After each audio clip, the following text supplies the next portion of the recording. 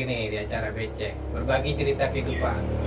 Kali ini nih bukannya kedatangan tamu sih, ini mah emang namu nih di tempat beliau nih.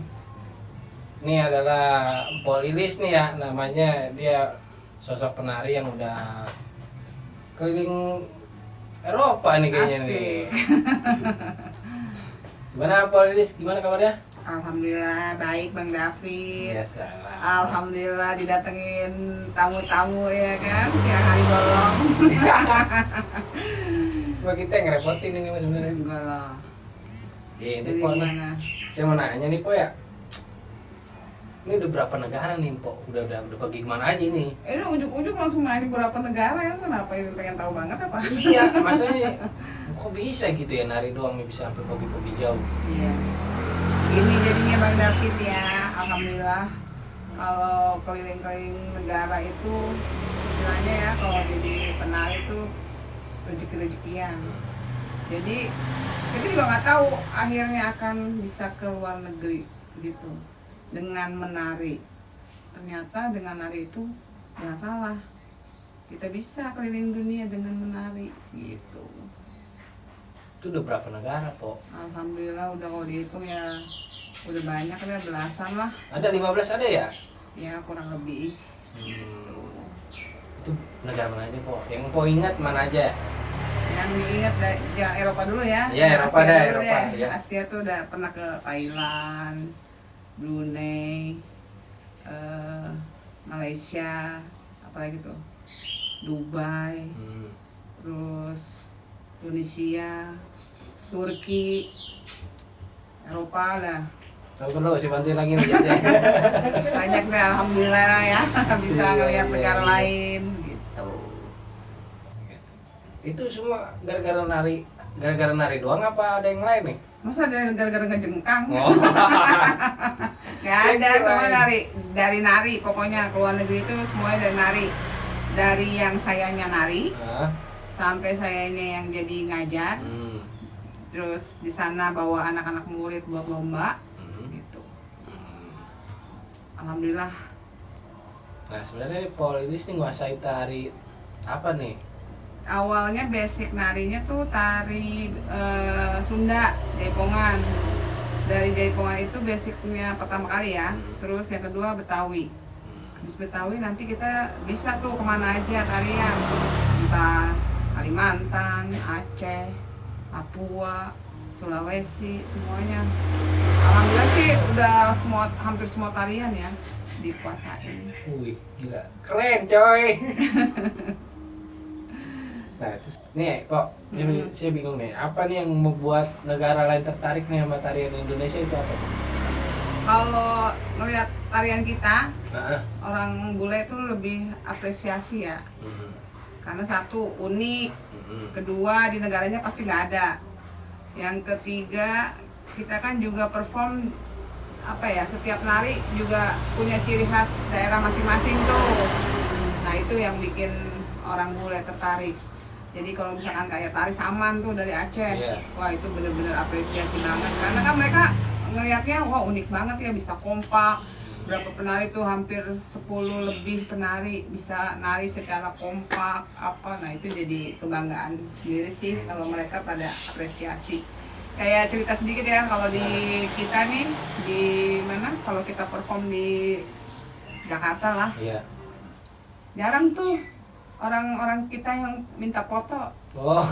Nah kalau kita di luar negeri kita berarti jadi artis. Iya. Di banyak banget yang minta foto. Sampai ini ngantri. Gitu, itu dah perbedaan yang jadi kebanggaan juga buat kita gitu. Kalau di negara lain kita merasa dihargain gitu.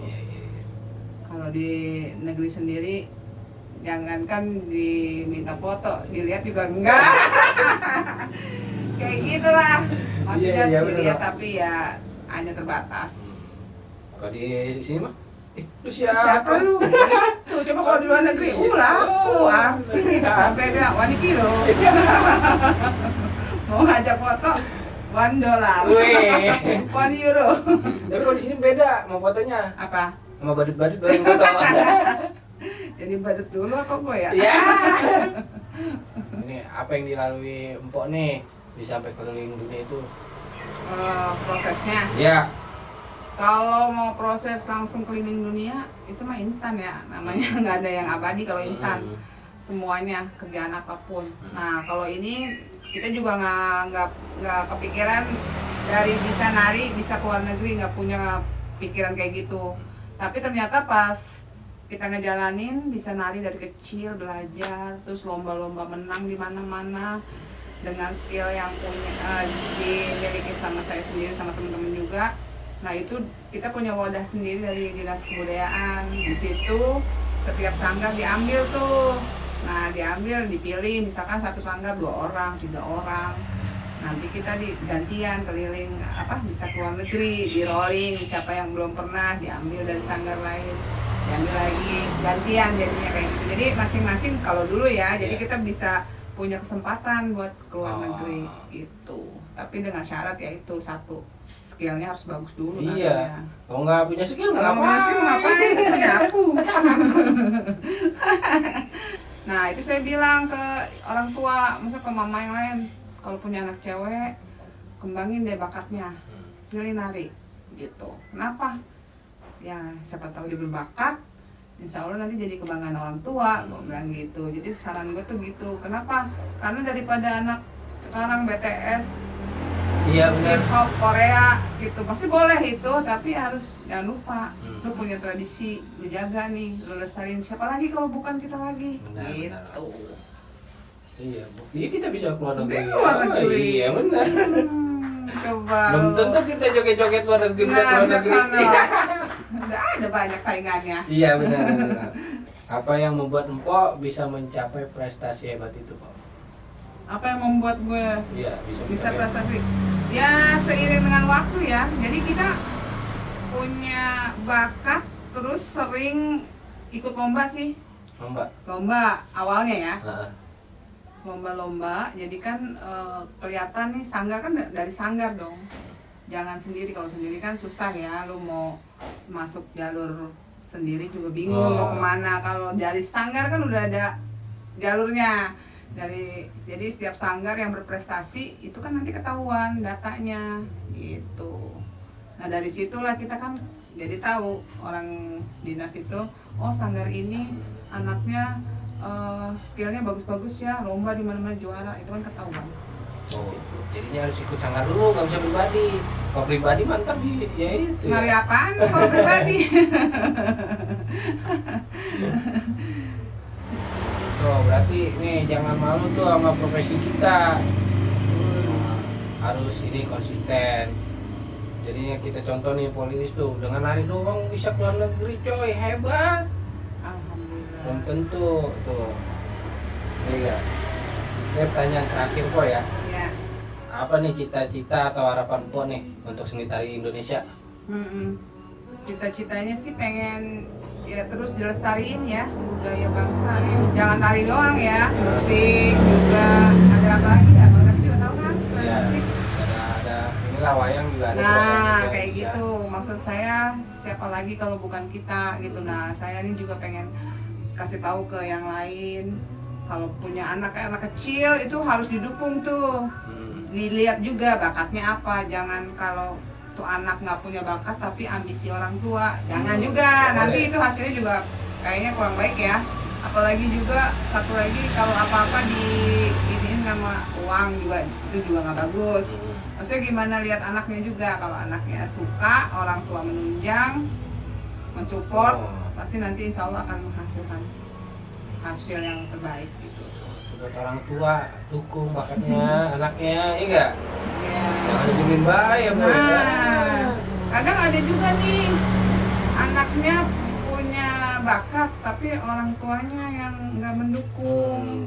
Tuh anak jadi ya sebenarnya udah gedenya yang penyesalan ya harusnya gue bisa tuh nari dulu, cuman karena nggak didukung sih kayak gitu. Jadi sayang juga kalau dilewatkan.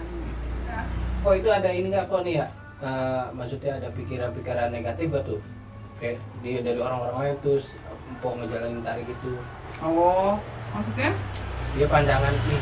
Ada mungkin ya kali Empok pernah ngerasain pas lagi proses itu berangkat pagi, Oh iya, iya. berangkat malam pulang pagi gitu. Ya kalau zaman dulu ya, waktu zaman nari, sehari kayak minum obat, sehari 3 kali. Itu kan kadang pergi pagi, paginya juga bukan pagi banget ya, pagi subuh. Pergi pagi, pulang malam. Pasti kan tetangga-tetangga apa siapa orang lihat, ih ngapain sih, profesinya apaan sih, itu kerjaannya apaan sih, ya itu sih namanya orang ya, mulut netizen. Kalau gue mah orangnya cuek aja, yang penting gue yang jalanin, nggak ngerugiin, bodo amat. Sebenarnya itu aja sih, kayak gitu. Tapi kasih pesan dong Apa ke tuh? orang, maksudnya ya jangan ngecap orang udah negatif aja Oh gitu. iya, kok. ada kayak gitu ya. Makanya diselidiki dulu dia profesinya apa.